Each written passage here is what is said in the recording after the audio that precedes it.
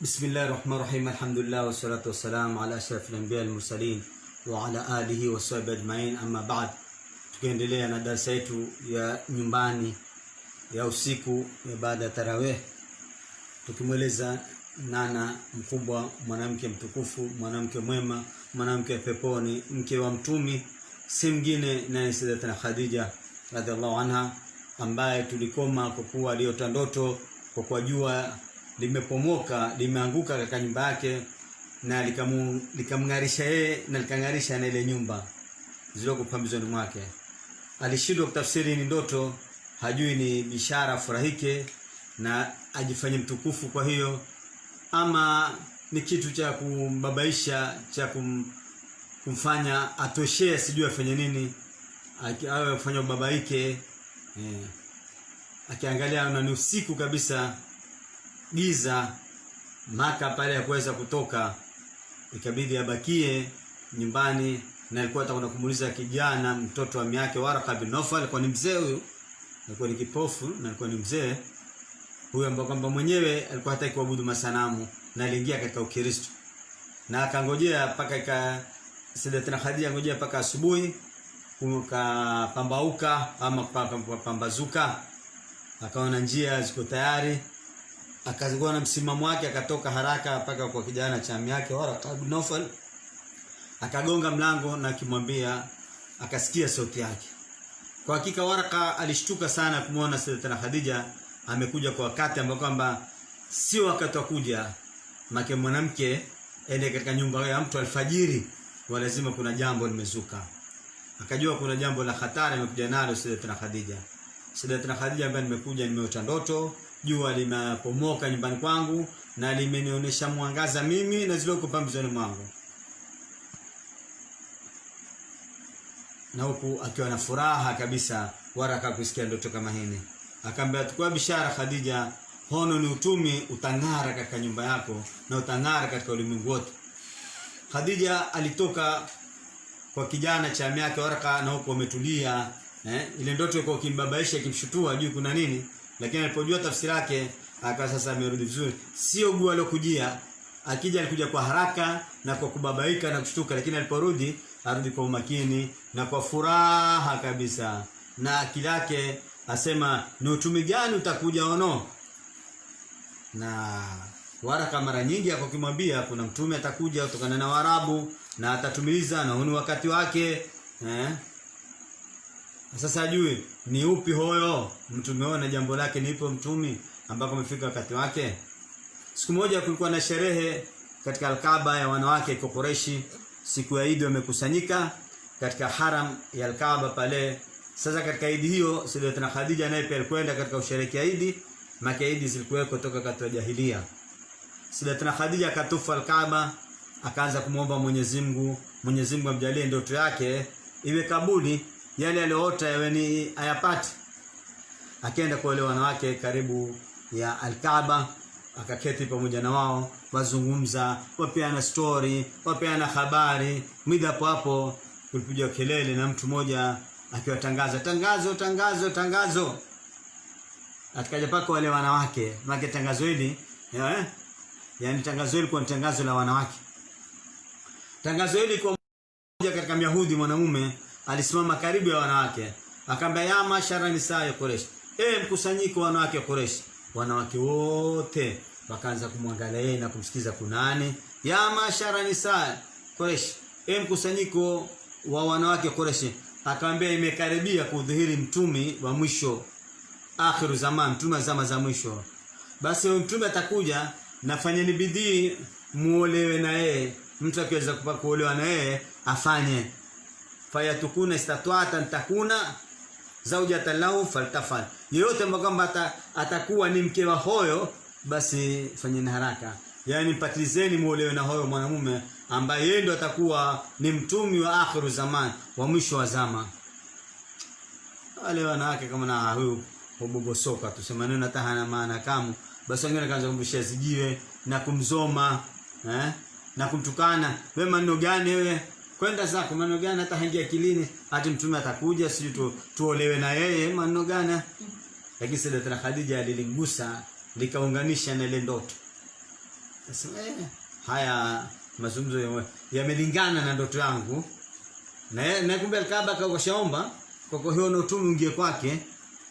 Kasafikiria ndilo hili ama silo, akiangalia na huzuni na maneno ni tamu. Na akarudisha nyuma tena alipozungumza na Waraka. Walikuwa kizungumza kuhusu mtume mwisho atakuja katika Waarabu. Na Sayyidatuna Khadija asema huyu Myahudi hakubobosoka wala si mwandazimu. Huyu ajua aliyosema. Amesema kwa nguvu kwa kuwa kuna mtume imekurubia zama zake. Na yeye akatuambia sisi awezaye kuolewa na yeye aolewe. Na Khadija na ile mtoto wake kuna mwezi umeshuka kwake. Nyumbani kwake umetulia jua. Afa jua limeshika nyumbani kwake, limemgarisha yeye na nyumba yake. Ikawa sasa mambo hizi habari za ungana. Za ndoto, za Waraka, za huyu Myahudi. Sasa akaanza kufikiria tu na kusema hawezi kuopuza. Kalla wa rabbi hadha albayt.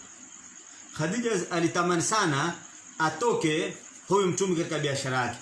Sayyidatuna Khadija alikuwa mjua mtume Muhammad Abdullah sana, kwa sababu shangazi yake mtume Sofia binti Abdul Muttalib, mke wa ndugu yake Al-Awam bin Khuwailid. Sayyidatuna Khadija alikuwa na ndugu yake akiitwa Al-Awam bin Khuwailid, na yule akiitwa Khadija binti Khuwailid. Huyu Awam na Khadija ni ndugu. Sasa huyu Awam ameoa shangazi yake mtume Sofia binti Abdul Muttalib. Na kwa huyu shangazi yake akimuelezea mwendo wa Muhammad bin Abdullah, hajakuwa mtume bwana Muhammad ni tabia yake. Basi Khadija mwenyewe akatamani mtu kama huyo afanye biashara kwake. Lakini akaona biashara na Bani Hashim itakuwa kama mashindano na nini. Na hakujua kwa kuwa Abu Talib ana febeli kubwa na hali yake ni maskini. Tumeangalia ami yake mtume Hamza kazi yake ni kuinja, yani kuinja wanyama, kuinda wanyama. Yani hataki biashara. Abbas bin Abu Talib yani kufanya biashara. Abu Lahab alikuwa ni mchafu tu, mtu wa ulevi, mtu wa uchafu, mtu wa kamari, mtu wa uzinifu.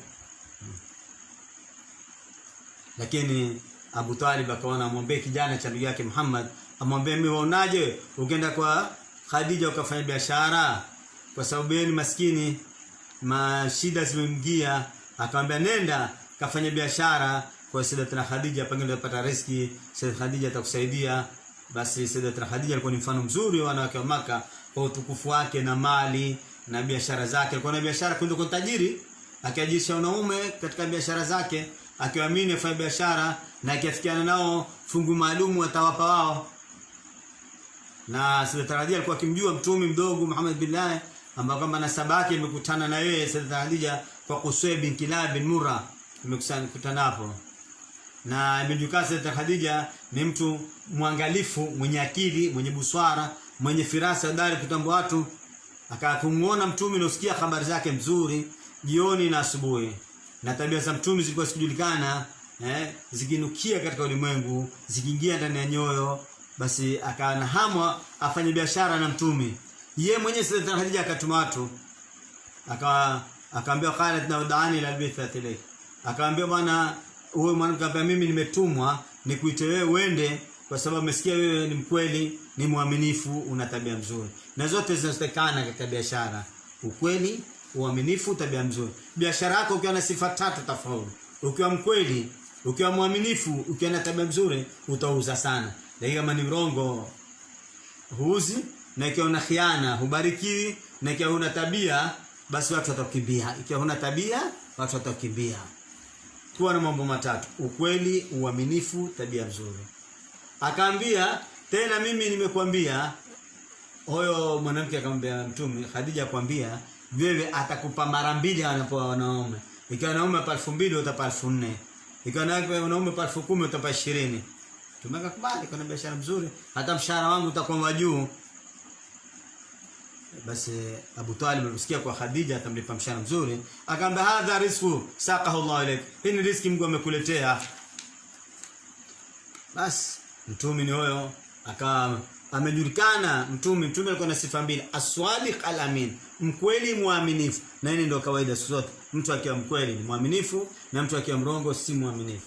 Mtu akiwa muaminifu ni mrongo, na mtu akiwa mkweli ni muaminifu. Ukitaka kumjua mtu mwaminifu ni mkweli. Ukitaka kujua mtu si mwaminifu ni mrongo. Kila ambao kama ni mrongo si mwaminifu. Na kila mwaminifu ni mkweli. Na kila mkweli ni mwaminifu.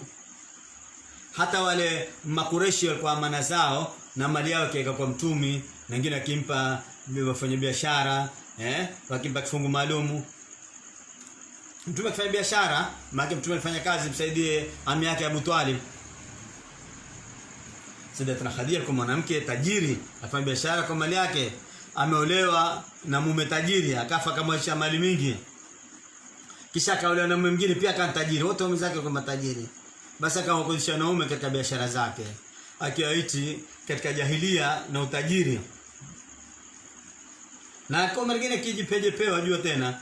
Aliposikia mtume ni mkweli na uaminifu na tabia nzuri, akamtumia ili afanye biashara na yeye kwenda Sham na atampa zaidi kwa kushinda watu wengine.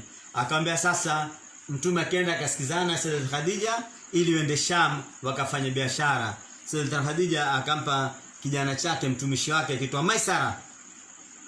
Akamwambia nenda na mtume mkafanya biashara. Mtume akamwambia twende. Akatoka na mali Sayyidat Khadija pamoja na mtoto wake, yani mtumishi wake Maisara, kaenda Sham. Hii ndio safari ya pili mtume kwenda Sham. Mtume akaenda mpaka Sham. Alipofika njiani akakaa chini ya mti karibu na banda la padri katika mapadri. Ule padri alipotokezea akamwona Maisara, akamwambia huyu mtu aliyokuja katika hapa chini ya mti nani? Maisara akamwambia mtu katika Makureshi katika watu wa Maka. Akamwambia hakushuka katika mti isipokuwa ni mtume. Huyo ni mtume. Basi akamwona zile dalili za utume. Basi mtume akafanya biashara zake vizuri pale aliyotoka nazo, na akanunua mali. Baki alikuwa akiuza na kununua. Upeleka mali akiuza kisha akinunua mali akirudisha wakiuza huko. Basi akafanya mpaka kamaliza, akarudi zake Maka pamoja na Maisara. Maisara kwa sema kwa kitu ajabu ukiona, kukiwa na jua kali, ukiona malaika wawili wakifunika mtume na jua. Malaika wakifunika na kivuli. Na mtume amepanda juu la ngamia wake. Alipokuja Maka kwa Sayyidatuna Khadija, akamwambia biashara zako nimezuza na faida yako tena, akapata faida nyingi Sayyidatuna Khadija. Na hakumwambia mambo ya biashara. Sayyidatuna Khadija mwenyewe hajawahi kupata faida kama alipopata siku hiyo. Sayyidatuna Khadija watu wengi hajapata faida kama hiyo. Akamuuliza Maisara, vipi huyu bwana? Maisara akamwambia huyu bwana ana tabia nzuri, huyu ni mkweli, huyu ni mwaminifu. Akaanza paka mimi nimekwenda mahali kwenye mti, akaja padri akazungumza na mimi, akaniambia huyu ni mtume kwa sababu leo na malaika wale akimfunika na kivuli. Sayyidat Khadija akamwendea kijana cha miaka Waraka. Ule mtafsiri ndoto alikuwa na surani na swara Mkristo, amesoma vitabu za kitabu, amejua sifa za mtume. Akaenda kuambiwa kwa Maka, alikuwa shamwambia kwa kuna mtume wa akhiru zamani atakuja, mtume zama za mwisho. Sasa Sayyidat Khadija ikawa mambo yote enda kiukweli. Yaani ile sinema enda vizuri. Ndoto, Waraka, Myahudi na huyo padre. Sayyidat Khadija akataraja akasema ninahitaji sana huyu atakuwa ni mtume huyu. Na akasema huyu afaa kuwa ni mume wangu. Lakini sasa itakuwaje? Yeye mtume ana miaka 25, Sayyidatuna Khadija na miaka 40. Lakini hakukata tamaa. Sababu kwa tajiri, unajua tajiri huwa mzuri, tajiri hazeeki. Maskini uzeeka. Tajiri ana vifaa vya kufanya kijana awe mzuri, lakini maskini hana zile pesa. Unajua pesa mtengeza mtu. Pesa mfanya mzuri, atakwenda saluni huko, atatengezwa, pua itaweka kichwani, mdomo utawekwa kwenye kishogo, atakavyoe, atawekwa nywele zitatengezwa, mashikio yatatengezwa, haya pua itatengezwa, anazifaya za kufanya kama mzuri. Na wengi wanaume walikuwa wataka kumuoa, lakini alikuwa hataki, kwa sababu alikuwa shajua wanawake wanaume wataka senti. Unajua na mwingine kisikia mwanamke ana senti utakumoa. Hawataki mke ataka senti. Kama wengine utaoa, wako watu kutoka nje huko, utamwona mwanamume miaka 30 ama mwanamke miaka 70, Abu Salala tamwa vipi? Wewe miaka 30 ule 70, wewe miaka 40 ule 80. Utaona mtu amemshika mke, utafikiri labda amemshika baba yake, ati kumbe ni mke wake. Kumbe anataka hela, ataka senti. Akaona Khadija, akaona hakuna mtu anayenifahamu mimi isipokuwa ni huyu tu mtume. Alipomwona mtume akasema huyu ndo afaa. Hao wote tamaa walijua tena. Hasa kafikiria, nitafaulu vipi mimi nimpate mtumi? Katika kutoshea na kubabaika, akaja akamjia rafiki yake, akamtembelea. Rafiki yake akiitwa Nafisa bintu Munabbih. Nafisa alikuwa rafiki yake Sayyidatuna Khadija. Akaenda kazula naye, wakapeana story, mpaka Sayyidatuna Khadija akamuelezea ile siri aliyokuwa nayo. Akamwambia, habari ni nzuri, kizidi na amani. Nataka kuambia kitu mimi. Akamwambia, nani? Akamwambia, mimi bwana nimepata mwanamume mzuri, mwenye nasaba, na nataka kuanioe. Maana Sayyidatuna Nafisa, Sayyidatuna Khadija zote anazo, cheo, nasaba, mali, uzuri. Na akamwambia, wanaume wengi wanitaka, lakini mimi siwataki. Najua wanatamaa, hataki mke, nataka mali. Mimi nataka mume, sitaki mwenye tamaa. Mwenye tamaa atakusumbua, atakaije. Wengine wanawake kwa sababu ya tamaa, wengine wataka wanaume kwa sababu ya tamaa. Mwanamume ana senti haya. Akamba sebu kazungumza naye Muhammad anioe. Nafisa akaenda paka kwa mtume, akazungumza naye ili apate kumuoa Sayyidatuna Khadija. Maki Sayyidatuna Khadija akamtuma Nafisa ende akampose mume. Sio mtume mtuma Nafisa akampose Khadija, kinyume. Hii hutokea mwanamke akamposa mwanamume na mwanamume akamposa mwanamke. Baba akamposea mwanawe, uwezekana kama Shuaibu aliposea nani? Musa. Sana Omar aliposea mwanawe kwa mtume. Hutokea namna hiyo. Basi Nafisa akaenda kwa mtume. Akajua tena wanawake, ya Muhammad, mayamnao kantatazawaja. Jambo gani ukataza usioe? Tumagamba, mabiadi matazawaja, sina cha kuolea, sina peni, sina durusa kile. Chembe swali, sina mbele, sina nyuma. Akamba, fa ikufita waduita ila almali wal jamal wa sharaf wal kafat fa tujibu. Akamba, je, ukapata mwanamke na akakuita mwanamke ana mali, ana uzuri, ana utukufu, ana ukufu, je, utajibisha? Tumekamba, man nani? Akambia, Khadija ametokweli. Akamba, sina sasa. In wafaqat faqad qabiltu. Akiafikiana nimekubali. Bas. Amekubali. Bas. Msitomwata mwanamke wa bure. Nafisa akasema, nimefaulu mimi. Unajua wanawake modari kusema. Hata wanaposa mwanzo leta wanawake, leta wanaume. Unajua wanaume wanaweza kuja kuharibu, tukio wanawake wajua namna kuinda. Kuinja na wakashika. Utakuja kuingia mzuri, hata kuja kutembelea, atakuuliza habari, kukuletea message za Juma, kumbe atakuja kuletea maneno. Akaambia Khadija, tumefaulu. Mtume kabidi aambie maami zake, kwa bwana mimi nitakuoa na nitakumwoa Khadija. Basi sasa wataona kupeleka posa.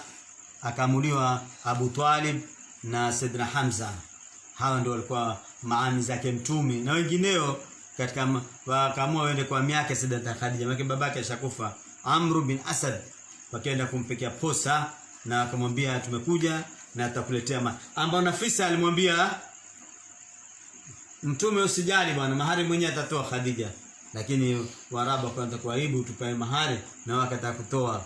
Basi Abu Talib tena akawa ni mwenye kutoa khutba, na akatoa ngamia karibu 20, na kukafungwa ndoa. Abu Talib akasema mtume hamumuingii, kama kwa mali ndio, lakini kwa akili hamuingii kabisa. Kukachinjwa ngamia, kuganywa maskini, haya kukafanywa harusi kubwa sana. Habari ikaenea kwa mtume amemuoa Khadija.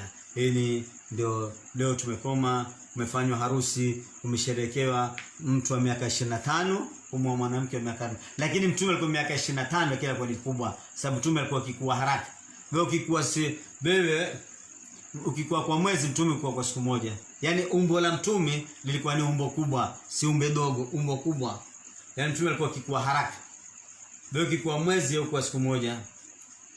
Basi ni kuonesha kwa kuwa Khadija ana akili, Khadija ana hikma, Khadija mwerevu na amejua mume wa kumchagua.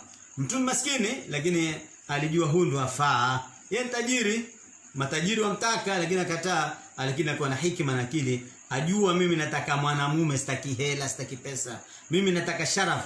Mimi nataka mtu alosalimika, sitaki mtu ambaye mwenye pesa awe tutadharauliana, atakuwa mkali, atakuwa mjeuri, nataka mtu mwenye dini. Basi ndio wekevu wa Sayyidatuna Khadija kutaka kuolewa na mtumi na mtumi akamuoa. Basi na wewe ikiwa unampenda mwanamume basi akuoe, lakini asizini naye. Huyo ndio mtumi anaitwa as-sadiqul amin. Huyo ndio mkweli muaminifu. Inshallah paka hapa tutakoma na tutaendelea tena tuangalie maisha namna gani maisha yalivyokuwa baina mtumi na Sayyidatina Khadija, wallahu wa rasuluhu alam.